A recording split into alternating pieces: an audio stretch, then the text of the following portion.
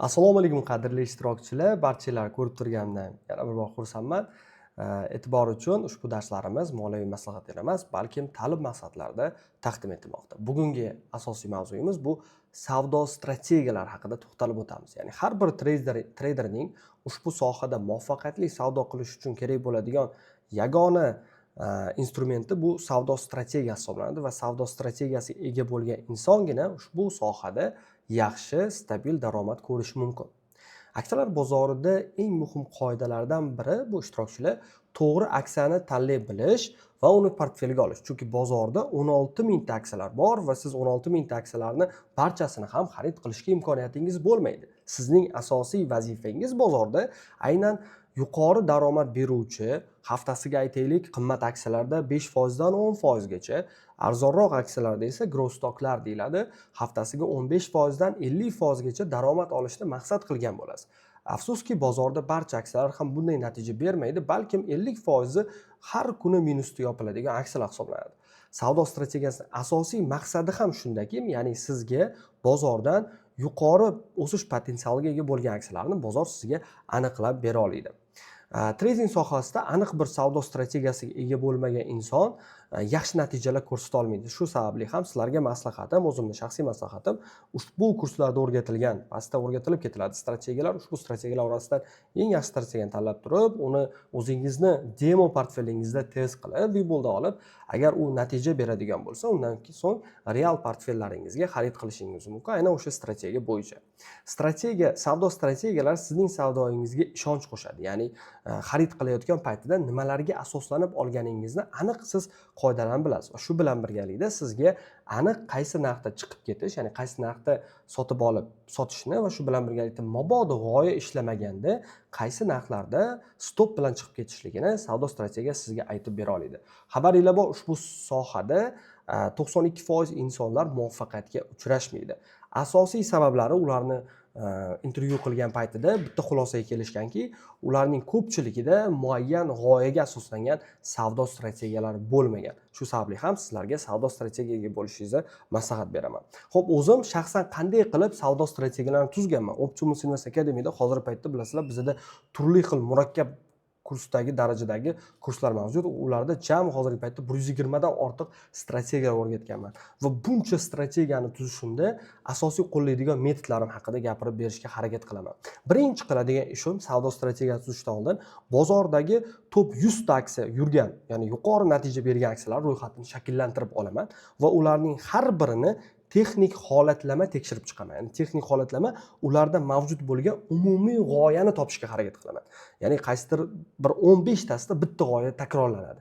Qolgan aksiyalarda esa 60 ta qaysidir aksiya zo'r yurganligi uchun bu aksiya ham xuddi shu qoidalarga tushgandan keyin xuddi shunaqa yurib berganligini juda ko'plab guvohi bo'lganman. Aynan 5 yillik davomida tinimsiz savdolarimdagi tajribamdan kelib chiqib aytilayotgan fikrlar hisoblanadi. Xo'p, nimalarga qarab asosiy mana sizlarga boshlang'ich bilim berishga harakat qilaman? Misol uchun bitta oddiy strategiyam, ya'ni quyidagi indikatorlar orqali aniqlashga harakat qilaman. Birinchisi, relative strength holati necha zonadaligini ko'rib chiqaman. Ya'ni RSI indikatorini grafikimga joylayman va grafikimda u necha zonadan qaytayotganligini ko'raman. Ya'ni 50 zonadan impuls olgan bo'lsam, RSI indikatori 50 zonaga yetib borib impuls olgan bo'lsam, aynan o'sha holatda ushbu aksiyani xarid qilishga harakat qilaman. Ya'ni 50 zonalarda birinchi qoidaga qilib olaman. Ya'ni bundan so'ng qaysi aksiya 50 zonadan yorib chiqsa, u meni targetimga tushgan aksiya bo'ladi. Ikkinchisi esa EMA indikatorida 20 va 50 zonalarini qaysi birini birinchi yorganligini va RSI bilan bog'liqligi borligini tekshiraman. Agar RSI indikatori 50 ni yorib o'tgan va EMA 20 ni yorib o'tgan bo'lsam, ikkita kriteriya birlashdi. Ya'ni savdo strategiyam ikkita g'oya asosida tuzilib ketilayotgan bo'ladi. Uchinchi g'oya esa savdo hajmiga e'tibor beraman. Ya'ni aksiya bugun 2,5 million dona savdo qilingan bo'lsam, undan oldingi kuni 1 million 800 mingta bo'lishi mumkin. 2,5 million bo'lishiga savdoni shunchalik darajada oshishiga texnik sabablarni va fundamental sabablarni ko'rib chiqaman va savdo hajmi oshishi bilan u ham 3-kriteriya sifatida qo'shiladi. Ya'ni RSI 50 ni yorishi, EMA 50 ni yorishi va RSI indikator savdo hajmi hech bo'lmasam 30% ga oshganligini ko'raman bir kun savdodan oldingi.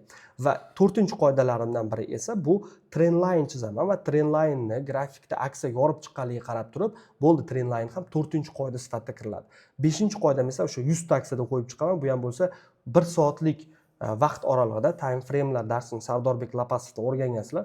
1 soatlik time frameda aksiya qanday o'zini harakat qilgan, ya'ni impulsi yuqoriga intiluvchan bo'lganmi yoki bundoq krivoy bo'lib turib pastga yo'nalganmi? Agar yuqoriga intilgan bo'lsa, aynan shu 5 ta qoidaga asoslangan 100 ta aksiyada backtest qilib chiqaman, ya'ni o'tmishini tekshirib chiqaman. Agar o'sha hamma g'oyalar mujassam bo'lgan bo'lsa, buni men savdo g'oyasi sifatida bozorga olib chiqaman. Tushuntira oldimmi? Mana hozir sizlarga bitta misolni ham ko'rsatib berishga harakat qilaman. Qadrli ishtirokchilar, misol uchun savdo strategiyalarimdan misol. 100 ta aksiyani ko'rib chiqdim, ularda 10 ming narsani topdimda, Optimus Up degan strategiyani tuzdim. Ushbu strategiyaning qoidasi mana bu ko'rinishda. Aksiya RSI zonasini 50 ni yorib o'tgan. Narx EMA 20 ni yuqoriga yorib o'tgan bo'lishi kerak. Uchinchi, savdo hajmi oldingi shamchiroqdagi savdo hajmidan 100% ga ko'p bo'lishi kerak. Mahalliy trend line-ni yorib o'tgan bo'lishi kerak va shamchiroq hozirgi holatda hammer holatida bo'lishi kerak. Mana shu shartlarni barchasiga tushgan aksiyalarni men o'zimni portfelimda ko'rishga harakat qilaman. Keyin buni grafikda ko'rib o'tishga harakat qilamiz. Buning uchun biz sizlar bilan birgalikda Trading View indikatoriga kiramiz va Trading View indikatori orqali mana bu yerdan Trading Viewdan RSI deb yozamiz va birinchi Relative Strength Indexni topib olamiz. Mana Relative Strength Index kelib chiqdi. Undan so'ng EMA 20 va 50 deb yozamiz. 20 va 50 emalar joylarini ko'rib turibsizlar va ko'rib turganinglardek mana shu Apple'da o'zida ham aynan sizlarga yuqorida ta'kidlab o'tgan g'oyamni ko'rishimiz mumkin. Ko'rib turganinglardek pastdagi qizil liniya bu EMA 20, sariq liniya EMA 50, mana bu ko'k liniya 100 va mana bu 200 hisoblanadi. EMA 20 ni tepaga yorib o'tgan. RSI'da ko'rgan bo'lsanglar, mana bu yerda raqami ko'rsatiladi. Bundan oldin 47 edi, 50 da yorgan. Ya'ni qoidasi bo'yicha tushyapti. RSI 50 da yorgan, narx EMAdan yuqoriga ko'tarilgan. Savdo hajmiga e'tibor beramiz. Savdo hajmi oshgan bo'lishi kerak. 50 million, 94 million. Ko'rdinglar, 30% ga oshgan. Aytilgandek, mahalliy trend line yorib o'tgan deb yozganman. Tekshiramiz, mahalliy trend line ham yorib o'tganligini ko'rib turganinglardek, mana bu zonadan yorib o'tgan va yorib o'tgandan keyin pullback qilib turib, yana shu zonadan yuqoriga yurishni boshlagan. Bu joyni ko'rdik va yana bitta trend line'imiz bor. Bu yerda keyinchalik yorib o'tgan bu trend line'da va hozir ko'rganinglardek mana bu trend line yorib va mana bu zonadan yuqoriga yurishni boshladi. Ya'ni trend line'ni mahalliy trend line yorib o'tganini ko'rdik. Shamchiroq esa hammer holatda. Ko'rib turganingdek, shamchiroq hammer holatda va aksiya shu nuqtadan boshlab turib bayga signal berib, ertasini o'ziga 9,5% yurdi. Jamida esa 34% natijani ko'rsatdi. Mana qadrli ishtirokchilar, mana shu usulda men strategiyani tuzganman va ushbu strategiyamiz bizning muallifligi huquqimizdagi strategiya bo'lib turib, Optimus Up deb nomlaganmiz. Xohlagan aksiyani sizlarga topshiriq mana shu dars tugatgandan keyin xohlagan aksiya kiringlarda RSI 50, EMA 20 ni yorib mana shu grafik qo'ysanglar 10 tadan 7 tasida shu holat qaytarilgan bo'ladi.